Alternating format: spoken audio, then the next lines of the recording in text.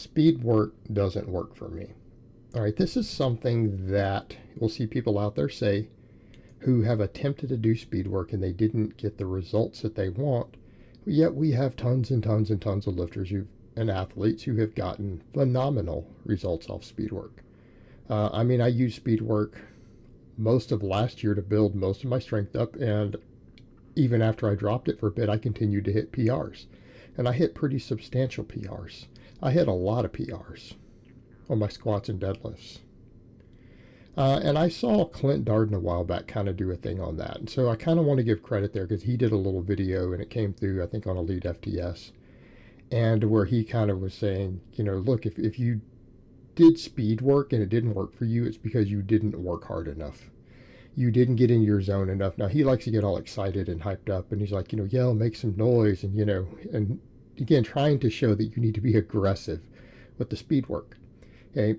Because usually what has happened, and I get this with clients who do it, is that people think that they're trying to move the weight fast. But then you look and it's like, what are you doing? They're like, oh yeah, it's just pretty easy. It's like, why didn't you move the weight faster? Why didn't you push and explode as hard as you possibly can? Okay, because the percentages that we work with, and even worse, I saw someone in my comments say, oh, I've been benching for years and I tried speed work and I got hurt immediately doing 50%. It's like, first of all, why are you doing 50% of your max? There is no speed work that calls for only 50% of your max on the raw weight. Okay, maybe you're watching winning stuff, and I would be very, very careful if you're not being coached doing some of Winning's advice for the speed work. You guys need to understand that is not traditional speed work. Okay, that is absolutely not traditional speed work. What Winning prescribes is his own version of it, which seems to work great for him, works great for his clients, and I want that to be clear. Not saying it does not, because it clearly does. But he's coaching those people. He's coaching those people directly, in person. And he knows what he's doing. He has people use even lighter weights than you're supposed to. You don't ever go under 60% for raw speed work. Like raw meaning if you don't have any bands or chains or anything on the bar, you're just doing straight weight. If you're moving as fast as you possibly can, yes, you might actually get hurt with 50% or less. Usually for raw speed work, we run 60, 65, 70%. That is the standard. Okay, that is the way speed work is prescribed. And so here's the question I would ask people who are going to try speed work for the first time. If you try speed work for the first time and you decide to do it differently than the standard prescriptions, and you either get hurt or you don't get the results you want, then whose fault is that? Is that the fault of speed work? In other words, if I come over and I tell you to take 3 cups of water, measure out 3 cups and pour them in a container, and you'll have 3 cups of water, and you do something different and you don't end up with 3 cups of water, whose fault is it? Is it the fault of the person who prescribed it to you, or is it the fault of yourself? It's yourself. You did something stupid because you assumed that you were a unique, special, individual snowflake who knew better than all the coaches who have created world champions using this method. You decided that you were smarter than them and that your stupid ass knew more about training than they did, so you did something different. And then you got hurt or you didn't get the results that you wanted. And then you blame that person. No, dumbass, it's your own stupid ass fault. Because you did something different than what has worked for all these champions because you decided you were magical and special and unique because your mommy told you so. What happened? You got hurt. Or you didn't get results. And then you want to blame other people. That's a victim mentality instead of saying, oh, I did something really stupid and I screwed myself up because I'm a dumbass who thought I was special and unique.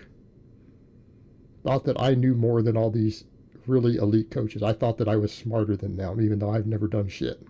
You see the problem? That's what happened. That's what happened.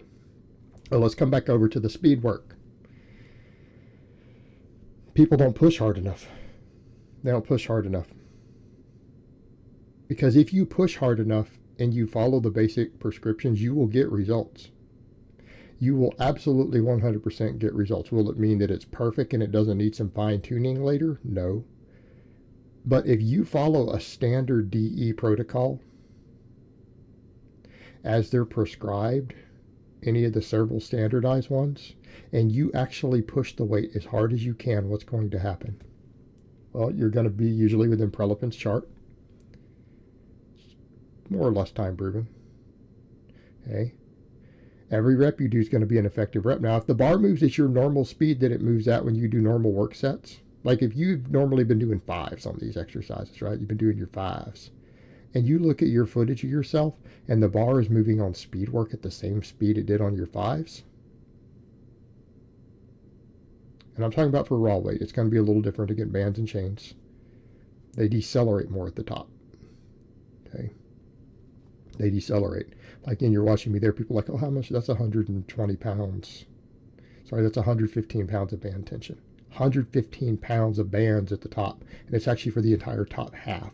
Those bands kick in midway. It's decelerating me off the box. Okay?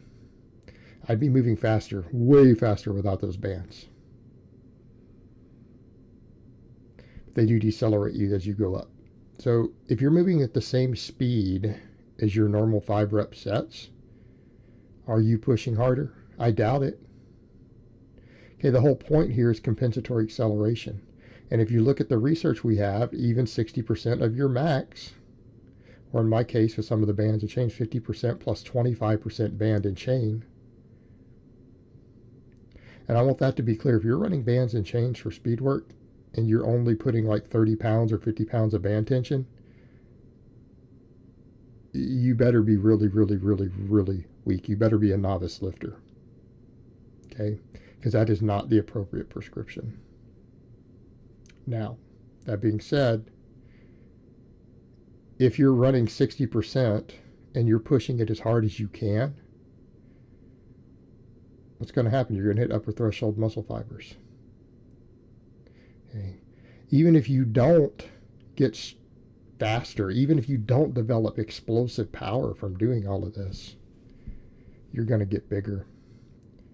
Okay. If you're doing 30 effective reps, roughly, on speed bench a day, 30 effective reps, your pecs and triceps will grow.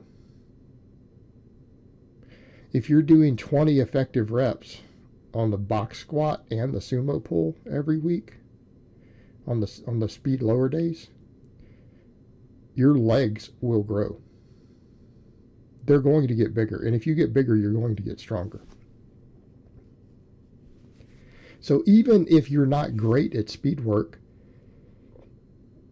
if you were pushing as hard and as fast as you can, even if it doesn't reach, say, Winning's requirements, so this is how fast you should go, it doesn't matter, because if it's still maximum force for you, you're still getting a training response. So we can set aside the whole speed strength thing of it for a moment, and let's just look at the normal training response. This is hypertrophy work. Okay, in what world has putting hypertrophy on your pecs, triceps, quads, hips, glutes, and hamstrings and erectors ever not made someone stronger? So if it didn't work for you, number one, usually because you're not actually trying. When I say not trying, you're coming in and you're just doing normal tempo reps. Or you got 60 or 65% on the bar and you're just doing normal speed, you're holding back. Okay, what do we mean holding back? When you do a 10 rep set, you usually hold back the first 5 reps so that you can save energy. Very few people grab a 10 rep set and push in hard as fast as they can to try to explode and throw the bar through the ceiling on the first rep. People are used to going easier with lighter weight until it gets heavy. If you do that with speed work, you're not doing speed work, you're just doing lightweight for low reps. That's why you don't get results. You have to try to throw the bar through the damn ceiling. If you are not trying to fling that bar through the ceiling, you're not doing speed work. In other words, if you can speed bench with a false grip and the bar doesn't fly a foot outside of your fingertips and come back down and hit you, you're not doing speed work. In other words, if you have to have the bar tight. If you have a loose false grip and you can actually hold on to it, you didn't push hard enough. Okay, if you were to just put fingertips over the bar and try to do a speed squat, and the bar doesn't fly, leave your back and roll out of those fingertips completely and catch at least 4 inches of air before coming down and landing on your traps, you did not do a speed squat. Okay. People don't get results on speed work because they're not trying, because they're lazy. All right, guys, but that's really all I have to say on that today. I hope it's been informative, and I will talk to you guys next time.